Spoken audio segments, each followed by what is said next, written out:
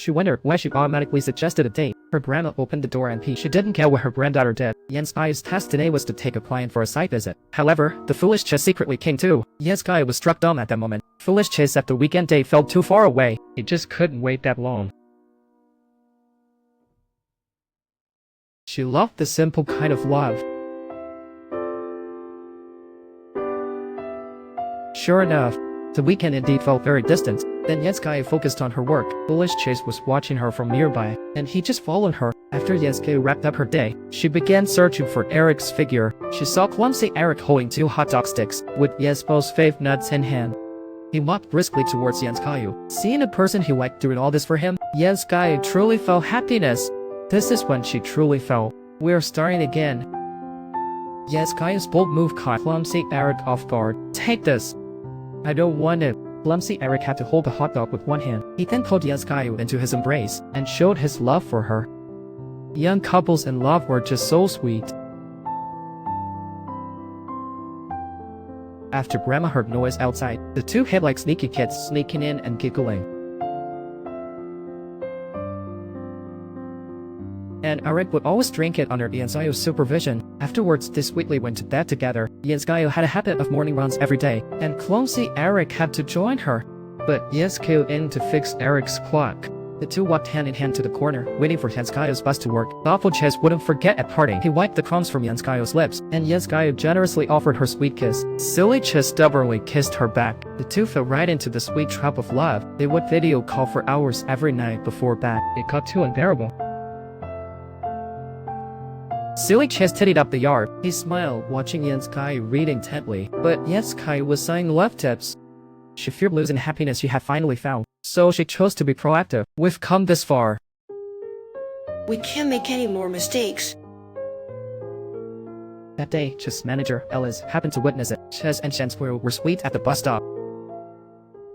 "What should we do?" "I'll handle it. You just go to work." "How will you handle this?" Isn't there anything here that can knock him out? Before leaving, Yenxiu told Chace not to escalate it. Alice was so shocked he stuttered. You too? You too.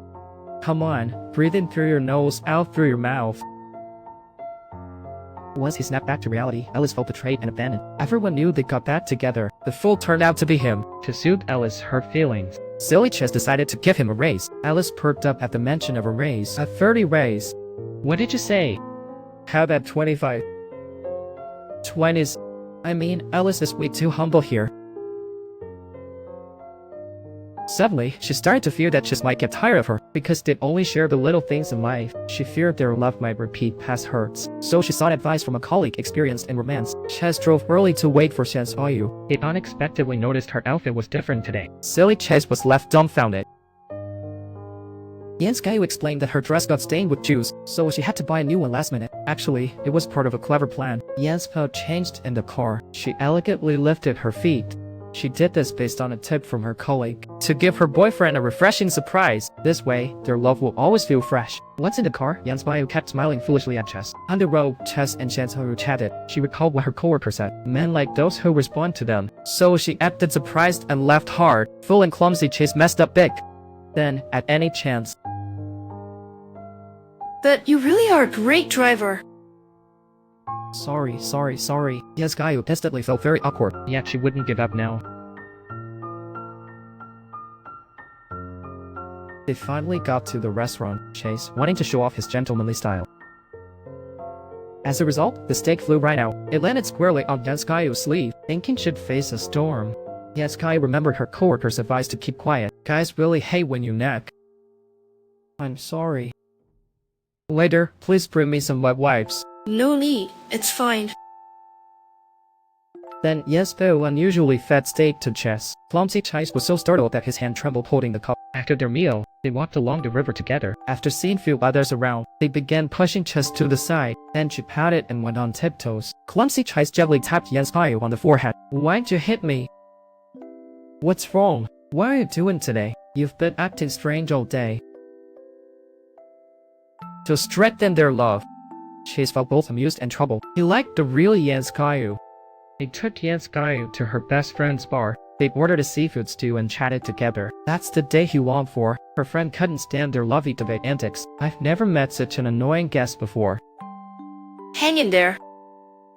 Yenxiu and Chace ignored it. They continued sweetly talking about their love. She could easily buy out Gentier's the top idol worth millions, yet ironically fell for a dumb illustrator. Poor crush ended before it began.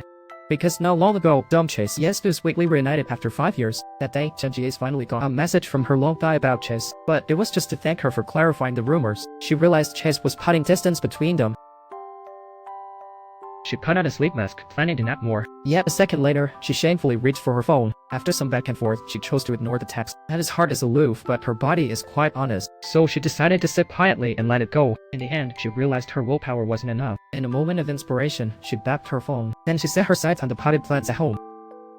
She started to dig through the potted plants at home, all just to find her little phone. to meet the person she likes, but she wore herself out searching for the phone. Ultimately, she had to quit it. Kuzhong with Zhao Kai prepared to visit Yanjiu's grandmother, but they were startled by ink outside the door.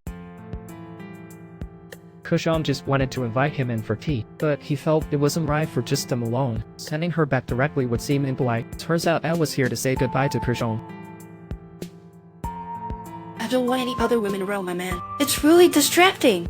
Especially for a woman like me. It's quite concerning, right? Before leaving, Gentier's reminded Kuzhong that she doesn't really like him that much. But that was just in case. If you break up again, just contact me. Meanwhile, Yesfo is watching the dog Shihao edited. Shihao was quietly stealing glances at her, the girl he had secretly loved for 10 years. He knows this crush must stay hidden forever. In the story of Yesfo and Chace, he would always be a mere bystander. The thought of that made Shihao's heart ache. At his limit, he could only. Before leaving, Yesfo told Shihao to stay healthy. She also asked him and Chace to dinner. Shihao said it would be difficult for now, then they could meet near his home. Or maybe at Chace's parents' shop sometime. It would take some time. What? I need some time. Yesfo didn't understand what Shihao meant.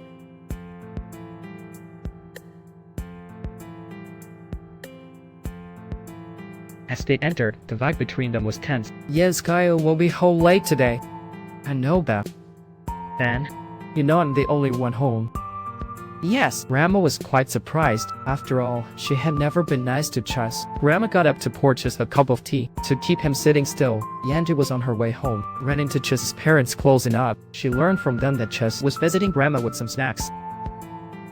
Hastily called the clueless Chace.